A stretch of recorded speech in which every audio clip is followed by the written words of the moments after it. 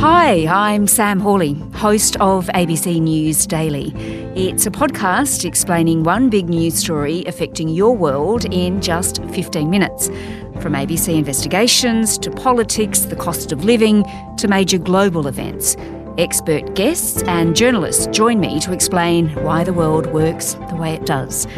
Follow the ABC News Daily podcast on the ABC Listen app. ABC Listen. Podcasts, radio, news, music and more.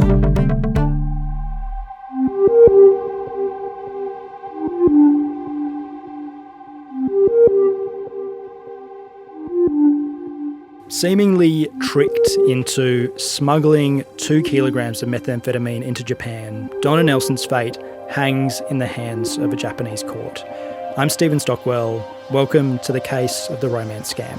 Since her arrest in early January 2023, Donna Nelson and her family have been living a nightmare. 2 kilograms of methamphetamine were found in the lining of a suitcase that she took to Japan. Her family has always maintained she was conned into travelling into Asia by a man met online 2 years prior. The innocent victim of a love scammer. It just seems like a bad dream.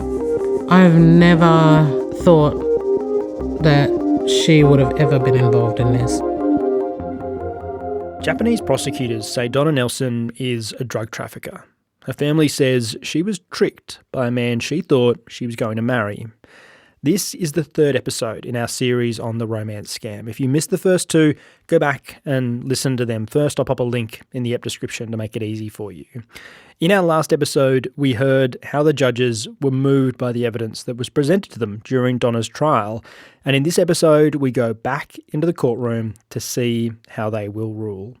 Helping us tell this story is the ABC's North Asia correspondent, James Oaten. Thank you, James. Welcome. G'day. And we have Olivia Rousset from Australian Story. Olivia, thank you for being here as well. Hey, Stocky, pleasure. Donna Nelson was a pillar of the community in Perth before she was caught with 2 kilograms of meth in a Japanese airport. She was also incredibly family-oriented, but the terms of her Japanese imprisonment leading up to trial were really strict. She could only talk to her lawyers, no contact with her daughters. James, before we get to the verdict, what was it like when Donna finally saw them during the trial? Look, I think you could see Donna's joy and heartbreak at the same time when she walked into the courtroom and saw her family, because as we've talked about, she hadn't seen them for the entire time that since she'd been detained, so 22 months, had not seen her daughters. Her whole family's there, including grandchildren, to see her. But the other thing is the officers with her don't let her acknowledge her family. They don't want her to look at the gallery where the public are. They want her to sit down with her chains and look at the court, look at the judges. So she wanted to say and speak, and you could just see that moment where they both just wanted to, hug each other. But this in the courtroom was time for strictly business in the eyes of the Japanese law. And once the judge sits down and the proceedings begin. In Australia, when a trial runs, you have all the evidence presented. If it's a jury trial, presented before the jury, and then the jury will retire to consider the verdict that they're going to hand down.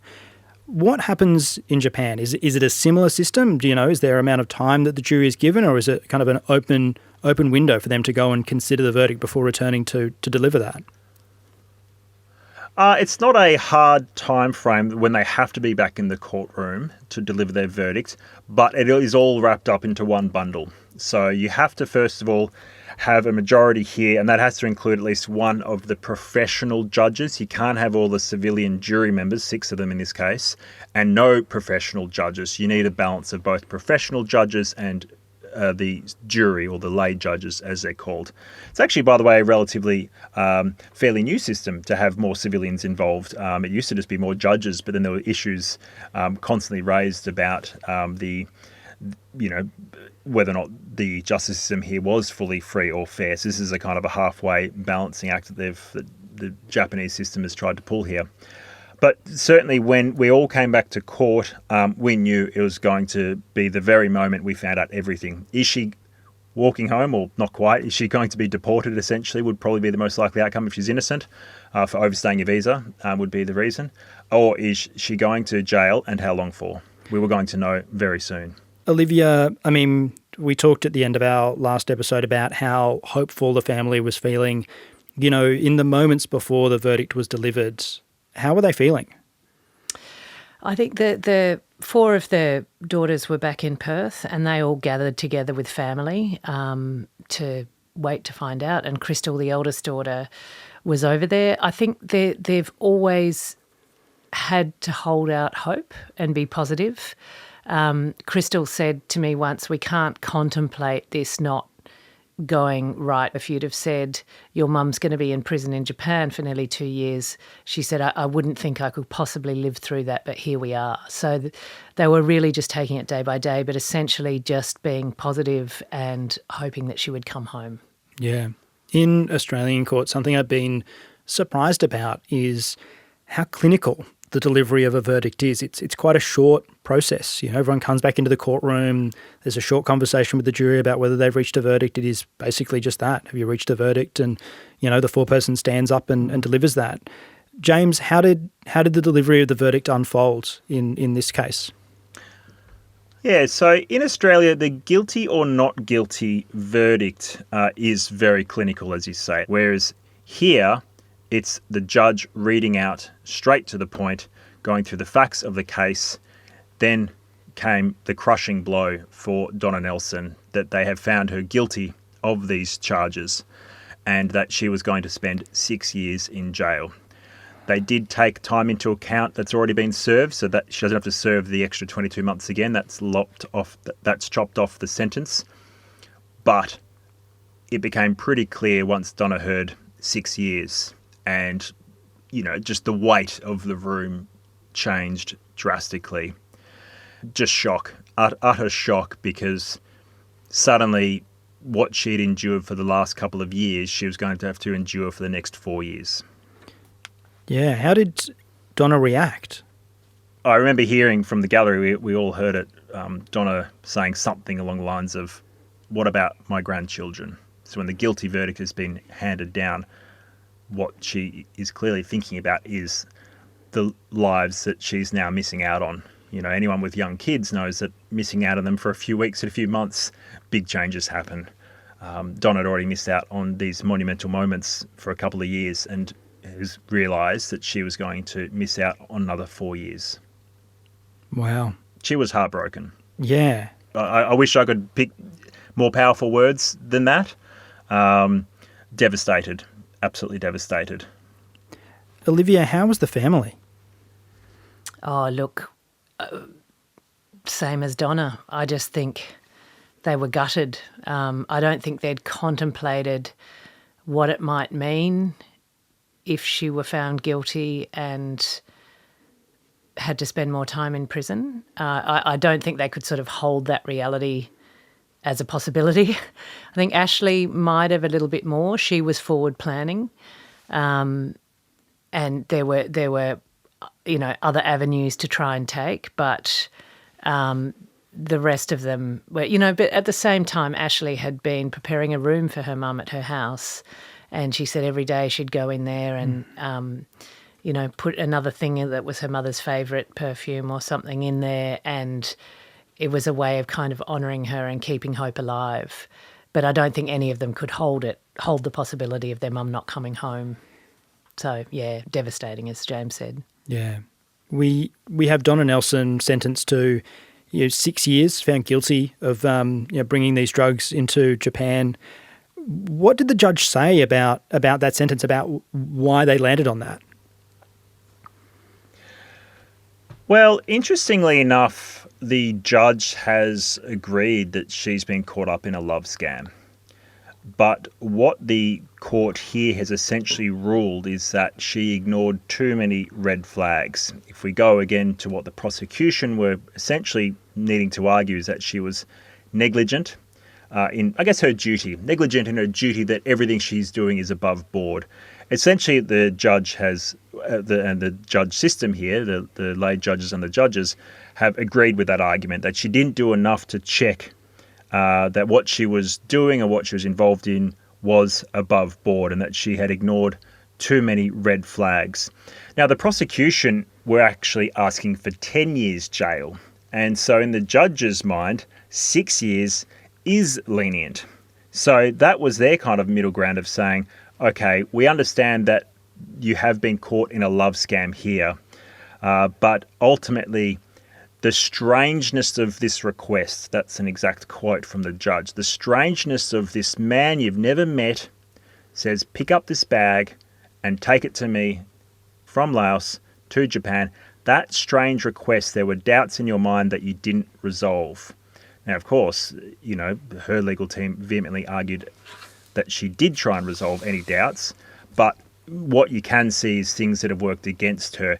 For instance, ticking her arrivals card incorrectly, saying she's not carrying anything else. Also telling, the arrivals people that she was here for business instead of love. Now, her excuse was that she was a bit embarrassed to say, I'm here for love. But she had left, I guess, enough markers there for the judges to agree that she must have known something was suspicious. That's what they've decided, and that's why they're giving her 6 years, which in their mind was lenient, considering the prosecution wanted 10. We ended the last episode by talking about the kind of hope that was being held out for this. But James, we've spoken as well in that episode about, the 99% conviction rate that Japan has.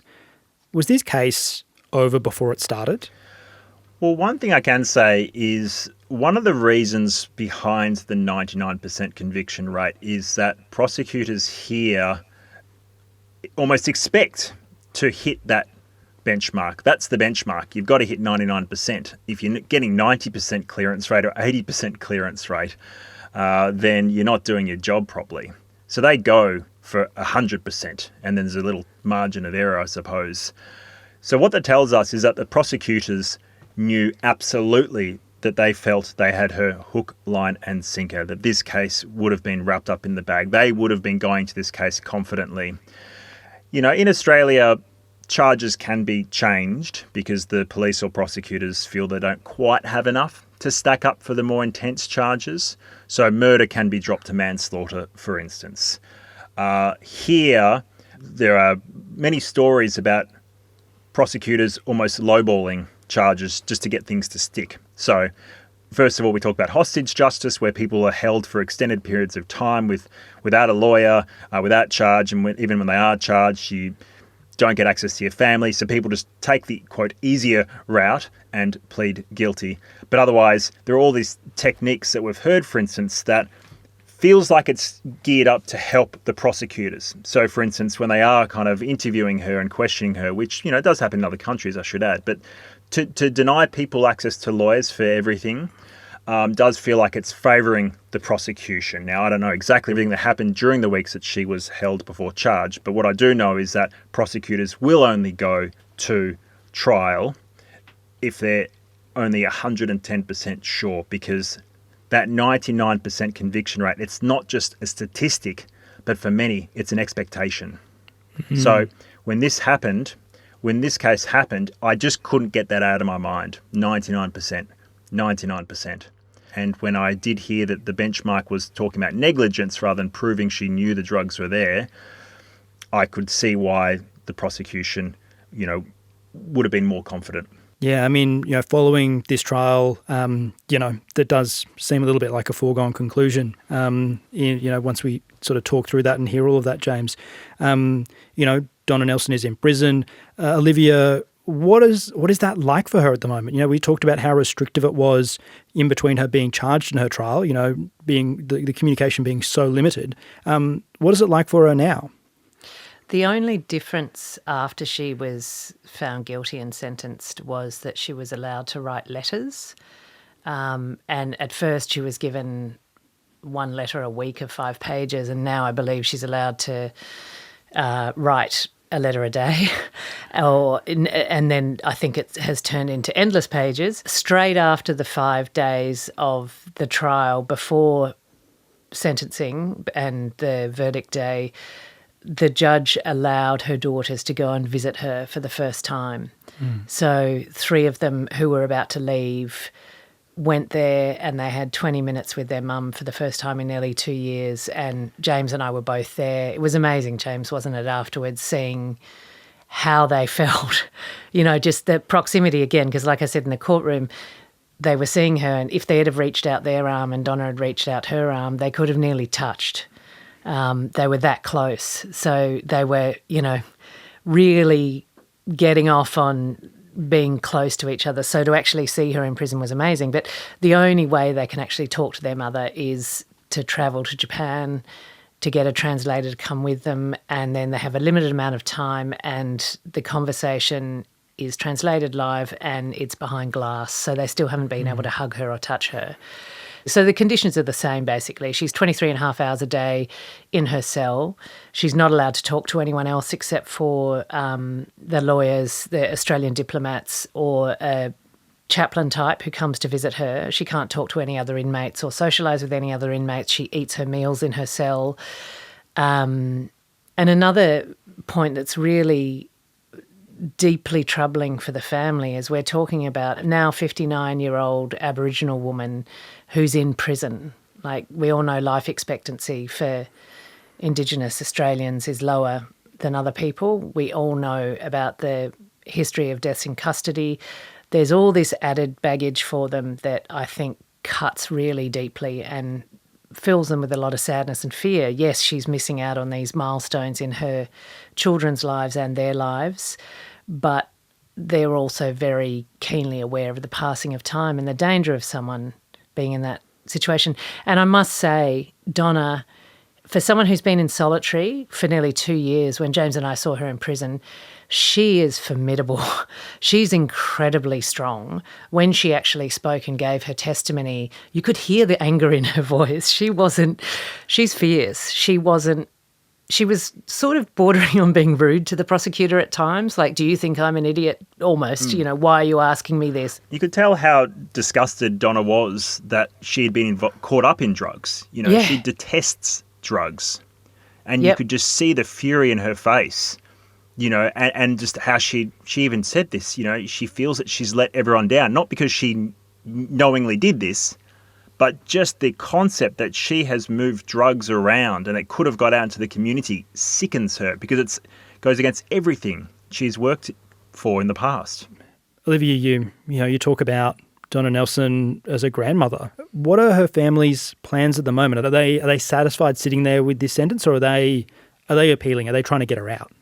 As soon as she was found guilty, Donna's lawyers said that they were going to appeal, and Donna wanted to appeal. I know that the family had also been considering a prisoner transfer, which is something where the government of Australia and Japan will have an agreement whereby Donna can come back to Australia. Unfortunately, that process can't start until an appeal has concluded. So they decided to start the appeal, and the prisoner transfer idea is just sort of sitting by. Yeah. James, how does an appeal work through the Japanese legal system? Similar to Australia, you get your verdict, you go, hang on, I think this or this might be done wrong, and they pick those points to argue again. Is that what's going on? Well, fundamentally, in Australia, first of all, you have to argue why an appeal has to go ahead. But when I went to the appeal court here, it was kind of all in one. We're doing an appeal, and here's our new evidence to consider in the appeal for the judges. And it was all the lawyers for Donna Nelson. Their main argument really rested around using expert testimony, an expert from Victoria who'd written a lot about love scams and the potency of these love scams and how sophisticated they are to confuse and dupe their victims, and that their victims are genuinely clueless to what is happening to them. That was really the fundamental thing that they were putting to the appeal court, saying this had not been considered by the previous court. The idea that these victims of love scams are just that, they're victims, and they have been duped. It's not about being negligent, it's about completely not knowing. So they put this before a panel of just 3 judges now, no jury there, and the judges made pretty quick decisions about what they would accept. And then the next time we hear from all of this will actually be whether or not the appeal is successful or not. When they're talking about, what they will accept, I mean, you say they made a quick decision. What did they decide in, what new evidence they'd be prepared to accept? Well, none of it. First of all, it was quite brutal. The judges here just said, we're not taking any of that new stuff. It was a blow, and I'm going to have a guess saying it's a very big blow to Donna Nelson's appeal, because fundamentally what her team have tried to argue in the initial case was how she was duped, she was in love, and she was clueless to what was really happening. Genuinely clueless, no doubt.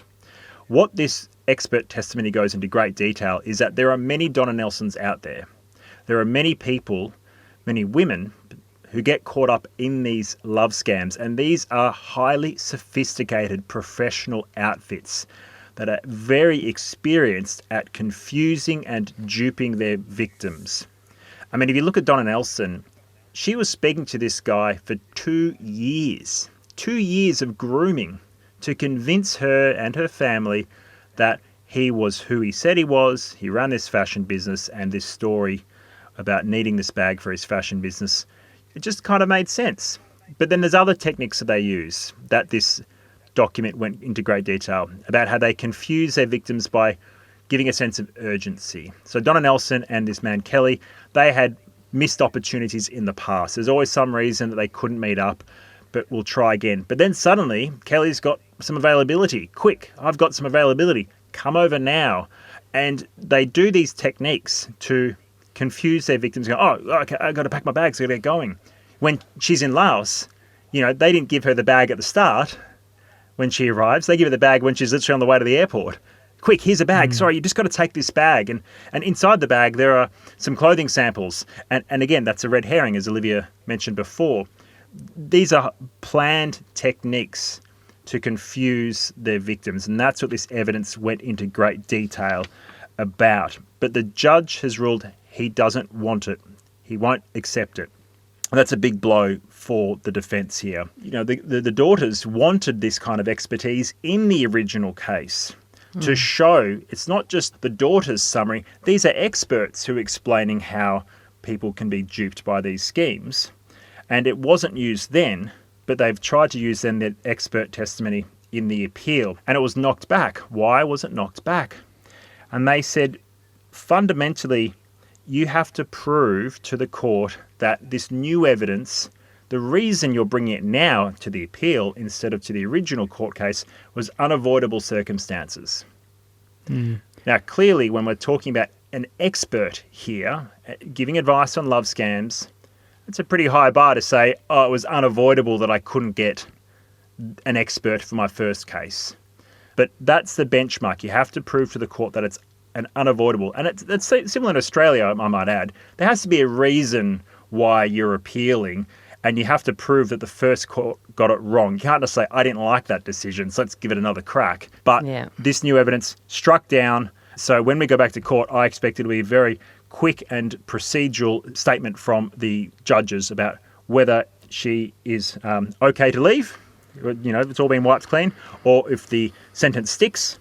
There is a possibility of going back to trial. That is an option. And you can tinker with the sentence, but that's not what they're expecting. They're not expecting the sentence to be tinkered with.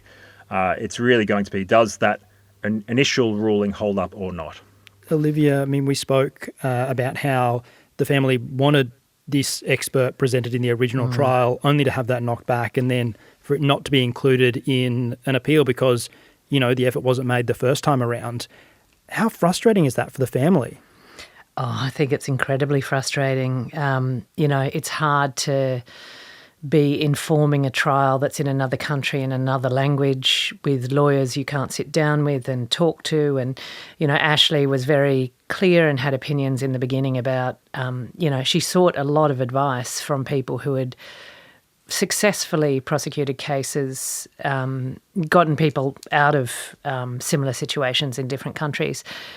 And they said, this woman has done this 10 times and she's, freed Australian women and this, that, the other, go for it. And the lawyers said, no, we want to have you And we, and she just, she had to go with it. They kept saying, this is the Japanese way. We don't need any other advice. This is the way to go forward. So I think Ashley particularly is very frustrated. And she actually had to suggest this expert again for the appeal. And they said it's a very good idea. Yeah, we'll be bringing you an update on this case on the appeal of Donna Nelson after that. So we'll be in your feed with another episode around then to wrap this up. Before then, we'll be answering your questions as well. So if you have questions, please get in touch, thecaseof@abc.net.au. I mean, James Oaten, you've covered this case since it first broke. We've spoken a lot about how this unfolded, the way Donna was arrested at the airport, the way the Japanese justice system works. I mean, is it strange that the police never followed up with Kelly? This guy that she was going to meet, she had a hotel she was going to. I assume there would have been someone who would go there to meet her to pick up the drugs. I mean, does it surprise you that the Japanese police didn't let her out and follow her? It feels like a wasted opportunity because you've got someone who has arrived from overseas, has confessed pretty much straight away what was happening.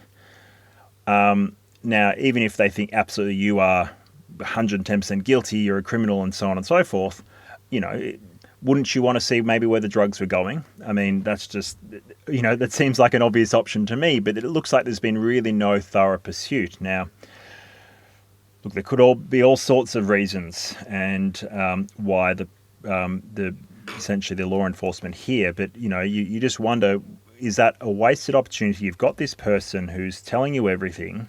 She's meeting someone at the Narita Airport Hotel. It's just down the road from the airport. Don't you want to see who she's meeting? Don't you want to see where this ends up? Maybe you'll get bigger fish in this whole drug trade. There are a lot of stories out there about police in Japan going for the easy targets.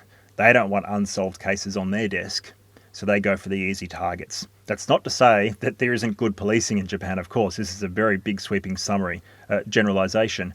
But that is a common criticism, a very common criticism. They go for easy targets and that there are victims of crimes out there who go to police and police is just not interested. Oh, it's too hard. Oh, it's a little bit too weird. I mean, I've covered domestic violence here extensively, and that's still considered in the too hard basket by police in Japan. And globally, I think that there just is a lack of grappling with how to deal with this kind of thing. Like even in Australia, Ash followed up. She was, a dog with a bone. She was hearing from Kelly. Ashley got calls from Kelly after her mum went missing saying, "Where's your mum? Have you heard from her? I've been looking for her." He wanted his drugs. And Ash was at the police station lodging a missing persons report when he called the first time. The second time she recorded the phone call. He was playing it innocent. He still wanted to find her or find out if she'd been arrested. Ash had his phone number. She gave it to the police. She said, we should alert Interpol, and she was told to lodge a cybercrime report with the AFP, which she did. She lodged it online. She provided his ID. She provided photos, messages between him and her mother, and his phone number. She heard from WA police a few months ago, and this was lodged nearly 2 years ago, saying this has been passed on to the WA police by the AFP, and we, it's in the Japanese jurisdiction, so the police there will be looking for him. It's all a bit too late, but that was Donna's only hope, was that someone would find this guy and pin the tail on the right donkey, Olivia Rousset from Australian Story, thank you so much for joining us and helping tell this story. Pleasure. Thank you for having me. James Oaten, the ABC's North Asia correspondent, based in Japan, in Tokyo, where all of this happened. Also, thank you so much for being here and taking us into these courtrooms and telling this story with us. Thanks for having me.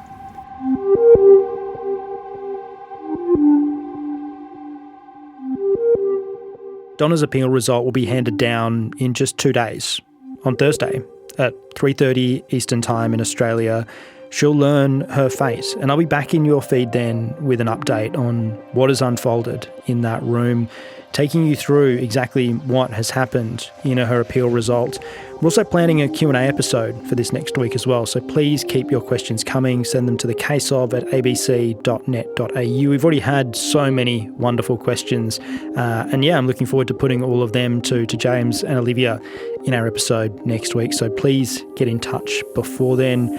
Also, very soon we're going to be kicking off our next series, looking at the parole of Snowtown murderer James Vlasakis. In just a couple of weeks, he could leave prison on parole. So we're finding out how someone involved in one of Australia's most infamous serial killings can find themselves in that position. Make sure you grab yourself the ABC Listen app, and we will catch up very soon.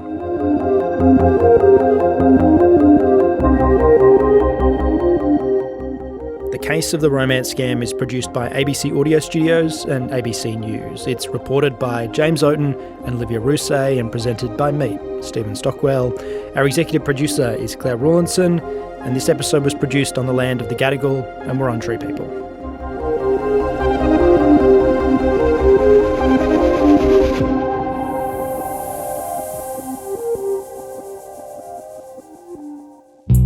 Hi, it's Yumi Steins from the Ladies We Need to Talk podcast. If you've never heard it before, let me explain it to you. Ladies We Need to Talk is a must listen that goes deep on the stuff that really matters to women.